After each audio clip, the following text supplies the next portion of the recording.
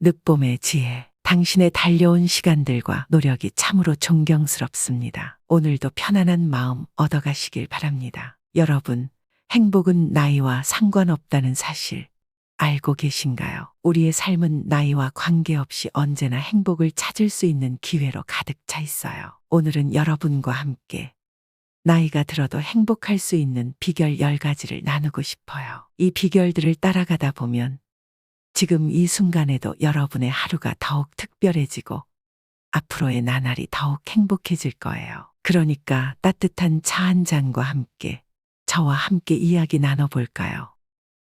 첫 번째 비결은 건강입니다. 건강이야말로 우리가 행복을 누리기 위한 가장 기본적인 조건이에요. 그럼 건강을 지키기 위해 무엇을 해야 할까요? 사실 우리가 건강을 잘 유지하기 위해서는 꼭 헬스장에서 몇 시간을 보내야 한다는 생각은 하지 않아도 돼요. 매일 조금씩 걸어도 좋고 계단을 오를 때 엘리베이터 대신 계단을 선택하는 작은 습관만으로도 건강은 충분히 챙길 수 있어요. 제가 공원에서 만난 70대 할아버지 얘기를 해드릴게요. 처음에는 5분 걷는 것도 힘들다고 하셨던 그분이 매일 조금씩 걸으며 이제는 공원 한 바퀴를 도는 것이 큰 즐거움이 되셨다는 거예요. 매일 10분, 15분씩 걸었더니 체력도 좋아지고 마음도 가벼워졌다고 하셨어요. 이처럼 건강은 꾸준한 습관에서 비롯됩니다. 하루 10분이라도 걷는 것부터 시작해 보세요. 점점 체력이 붙고 그게 바로 행복으로 이어지죠.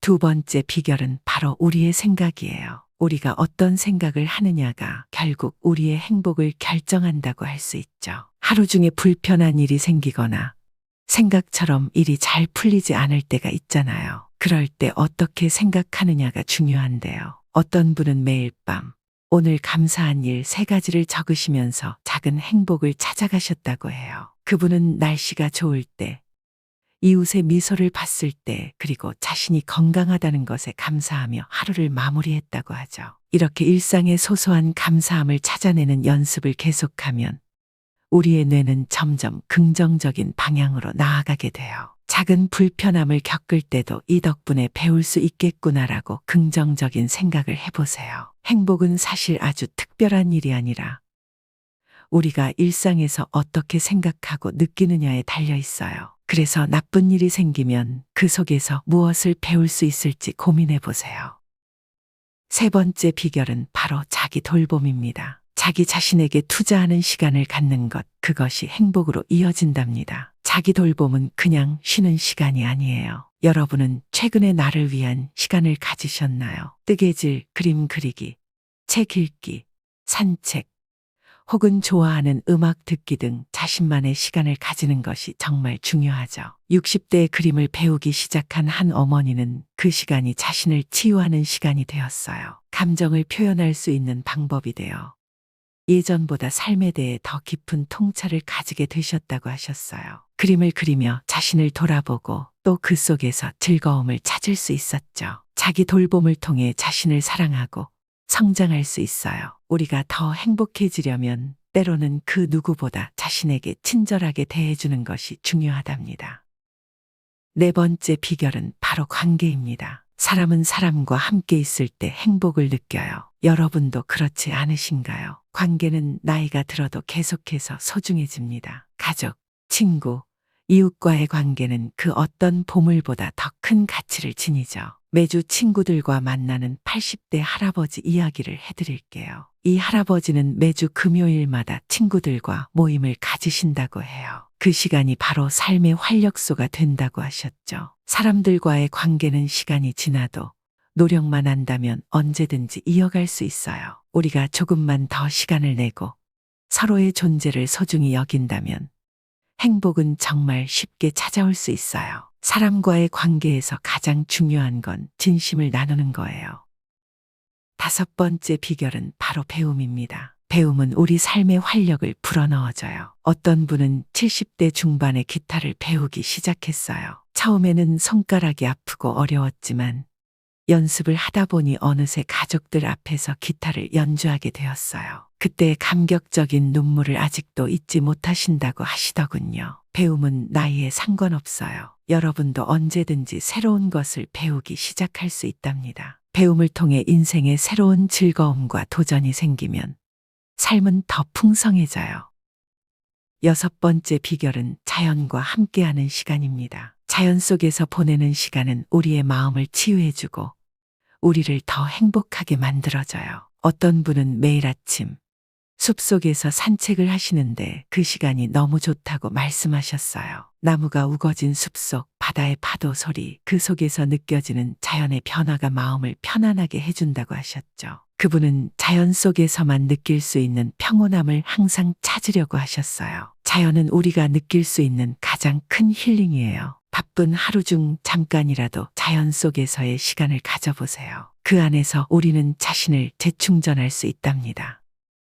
일곱 번째 비결은 기부와 나눔입니다. 행복은 나누는 데서 옵니다. 매일 조금씩이라도 나누는 사람은 오히려 더 큰 행복을 느낄 수 있어요. 지역 아동센터에 기부하는 노부부는 아이들이 웃는 모습을 보며 그 기쁨을 함께 나누는 것을 가장 큰 보람으로 느끼셨습니다. 작은 기부라도, 작은 나눔이라도 그것이 다른 사람에게는 큰 도움이 되고 또 나에게도 기쁨을 주기 때문에 행복은 점점 더 커져요.